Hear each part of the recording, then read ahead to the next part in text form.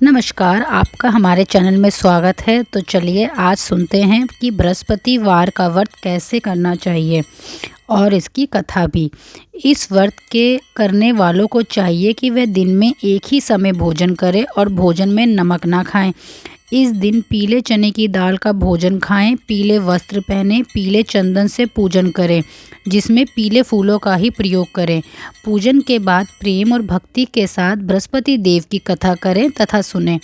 इस व्रत में केले का विशेष रूप से पूजन करना चाहिए। कथा और पूजन के समय मन, कर्म, वचन आदि से शुद्ध होकर मन में जो इच्छा हो उसको पूर्ण करने के लिए बृहस्पति देव से प्रार्थना करनी चाहिए। इस व्रत को करने से मन की सभी इच्छाएं पूर्ण होती हैं। धन, पुत्र, विद्या तथा मनोवांछित फलों की प्राप्ति होती है। इसलिए सभी स्त्री पुरुषों को भक्ति भाव के साथ यह व्रत करना चाहिए। यह व्रत मनोवांछित फल की प्राप्ति के लिए विशेष रूप से किया जाता है। फल प्राप्ति के पश्चात उद्यापन करना अत्यंत आवश्यक है। व्रत की समाप्ति से अगले बृहस्पति को प्रातःकाल स्नान आदि से निर्वृत्त होकर इसका हमको उद्यापन करना चाहिए। एक नगर में एक बहुत बड़ा व्यापारी था। वह जहाज़ों पर माल लदवाकर दूसरे देशों को भेजा करता था। इस प्रकार वह धन कमाता था और उसकी गृहस्थी बड़े मज़े से चल रही थी। वह दानी भी बहुत अधिक था, किंतु उसका दानी होना उसकी स्त्री को पसंद नहीं था। किसी को एक दमड़ी दिए जाने पर भी वह खुश नहीं होती थी। एक बार व्यापारी व्यापार के लिए जहाज को लेकर दूसरे देश को गया। पीछे से बृहस्पति देवता साधु का रूप धारण करके उसके मकान पर पहुँचे। व्यापारी की कंजूस पत्नी ने उनको भिक्षा की याचना की। इस पर वह बोली, हे महात्मा जी, मैं तो इस दान पुण्य से बहुत तंग आ गई हूँ।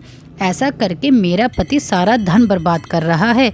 अब आप ही कोई ऐसा उपाय बताइए जिससे कि हमारा धन नष्ट होने से बच जाए। बृहस्पति देवता ने यह सुनकर कहा, हे देवी, तुम भी बड़ी विचित्र हो। धन और संतान तो सभी चाहते हैं। यदि तुम्हारे पास अधिक धन है तो तुम दिल खोल कर पुण्य कार्य करो।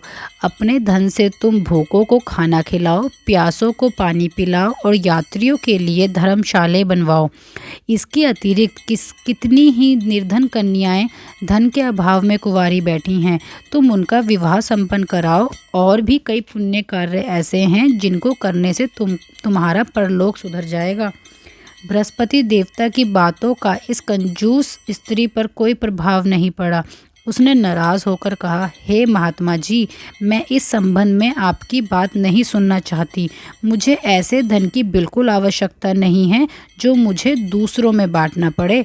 इस पर बृहस्पति ने कहा, हे देवी, यदि तुम्हारी ऐसी ही इच्छा है तो ऐसा ही होगा। तुम 7 बृहस्पतिवार घर को लीपकर अपने केशों को पीली मिट्टी से धोना, भोजन में मांस और मदिरा ग्रहण करना, भट्टी बढ़ाकर कपड़े धोना। इस प्रकार तुम्हारी मनोकामनाएं पूर्ण होगी तथा तुम्हारा सब धन नष्ट हो जाएगा। इतना कहकर बृहस्पति देवता अंतर्ध्यान हो गए। व्यापारी की उस मूर्ख और कंजूस स्त्री ने ऐसा ही किया। केवल 6 बृहस्पतिवारों के बीतने पर ही उस स्त्री का संपूर्ण धन नष्ट हो गया और वह खुद भी परलोक सिधार गई। दूसरी ओर उसके पति का माल से भरा हुआ जहाज समुद्र में डूब गया। बड़ी मुश्किल से एक लकड़ी के तख्ते का सहारा लेकर उसने अपने प्राणों की रक्षा की। रोता पीटता किसी प्रकार वह अपने नगर को वापस आया। वहां आकर उसने देखा कि उसका सब कुछ नष्ट हो चुका है। उसकी पत्नी मर चुकी है और उसकी लड़की आंसू बहा रही है। व्यापारी ने लड़की को तसल्ली देकर चुप कराया और उससे पूछताछ की। लड़की ने अपने पिता को साधु के आने से लेकर अंत तक की पूरी कहानी सुना दी। व्यापारी भगवान की इस करनी पर बड़ा प्रसन्न हुआ। अब वह प्रतिदिन जंगल में जाकर लकड़ियां लाने लगा और उनको नगर में बेचकर अपनी जीविका चलाने लगा। मगर चूंकि गुजारा बहुत मुश्किल से चल पाता था, इसलिए व्यापारी दुखी रहने लगा। इसी प्रकार दिन बीतने लगे। एक दिन व्यापारी की लड़की ने दही खाने की इच्छा प्रकट की। व्यापारी के पास एक भी पैसा नहीं था। वह भला उसे दही कहाँ से लाकर देता। फिर भी वह उसे झूठी तसल्ली देकर जंगल चला गया और वहाँ एक पेड़ के नीचे बैठकर वह अपनी पूर्ण दशा का विचार कर रोने लगा। बृहस्पति देवता को उस पर दया आ गई।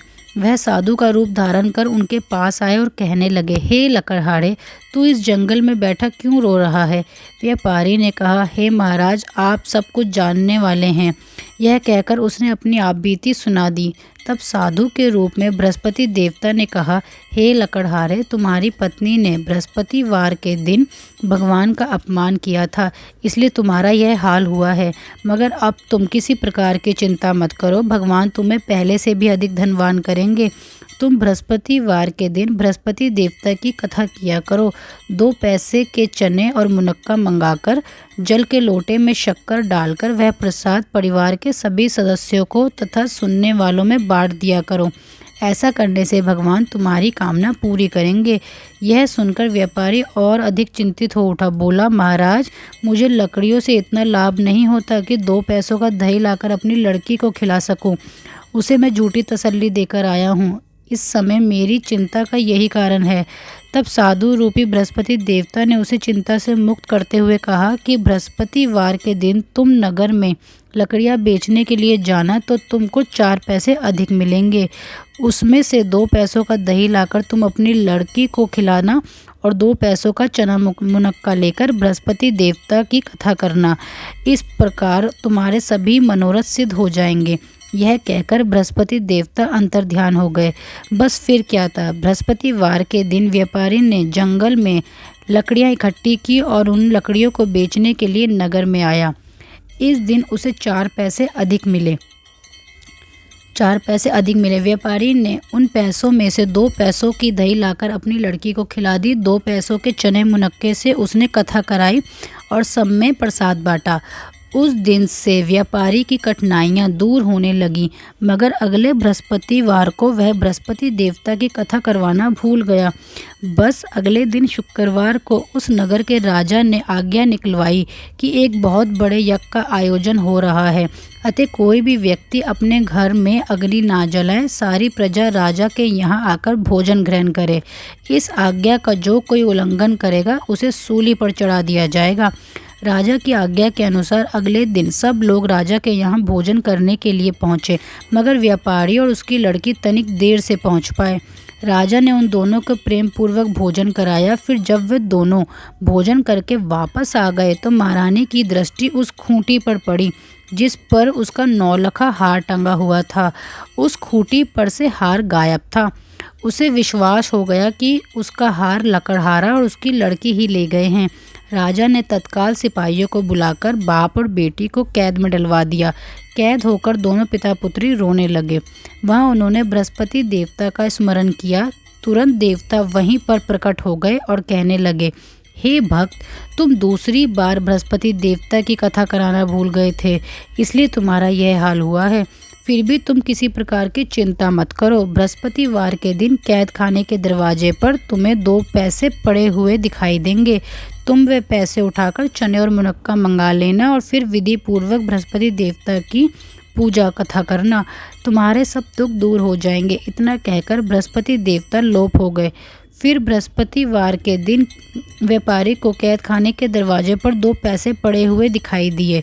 बाहर सड़क पर एक स्त्री जा रही थी। व्यापारी ने उस स्त्री से कहा कि वह उसे 2 पैसे के चने मुनक्के ला दे। वह स्त्री व्यापारी की बात अनसुनी करके चली गई। कुछ देर बाद वहाँ से दूसरी स्त्री निकली। व्यापारी ने उसे बुलाकर उससे प्रार्थना की कि हे बहन, तू मुझे बाजार से 2 पैसे के मुनक्के व चने ला दे। मुझे बृहस्पति देवता की कथा करनी है और फिर प्रसाद बांटना है। भगवान के नाम पर वह स्त्री अत्यंत प्रसन्न हुई और बोली, हे भाई, मेरा इकलौता पुत्र मर गया है।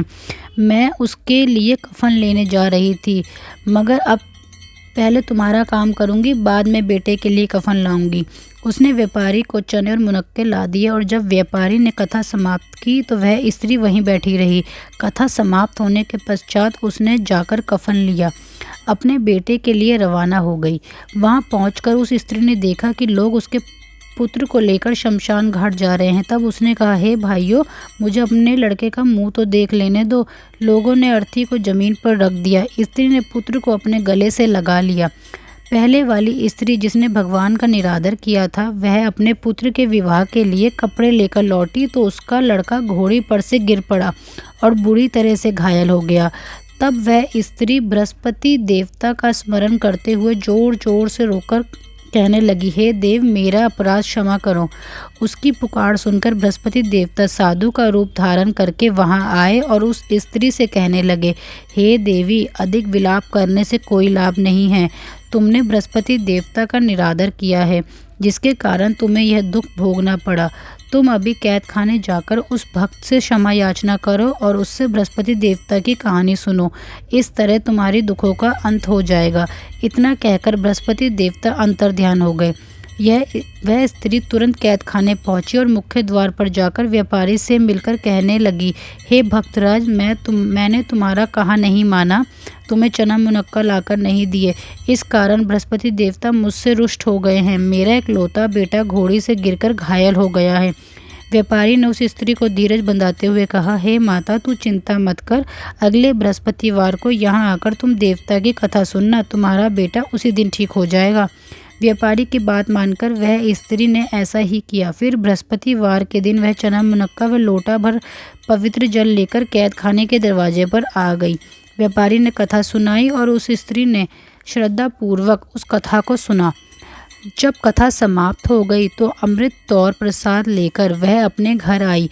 वह प्रसाद और अमृत उसने जैसे ही अपने पुत्र के मुंह में डाला, वैसे ही उसका पुत्र भला चंगा हो गया। आनंद मग्न होकर वह स्त्री बृहस्पति देवता का गुणगान करने लगी। उसी दिन रात में बृहस्पति देवता ने राजा को स्वप्न में दर्शन दिए और कहा, हे राजन, तूने जिस व्यापारी और उसकी पुत्री को कैद पर रखा है, वह दोनों निर्दोष हैं। तू दिन निकलते ही उन दोनों को रिहा कर दे। अगले दिन राजा ने देखा कि उसका नौलुखा हार अपने स्थान पर टंगा हुआ है। उसने व्यापारी और उसकी लड़की को तुरंत रिहा कर दिया और अपने अपराध के लिए उन दोनों से क्षमा मांगी। फिर राजा ने व्यापारी की लड़की का उच्च कुल में विवाह संपन्न करा दिया और व्यापारी को अपना आधा राज्य दे दिया। इसी प्रकार जो कोई भी बृहस्पति देवता की कथा कहता या सुनता है, उसकी समस्त मनोकामनाएं पूर्ण होती हैं।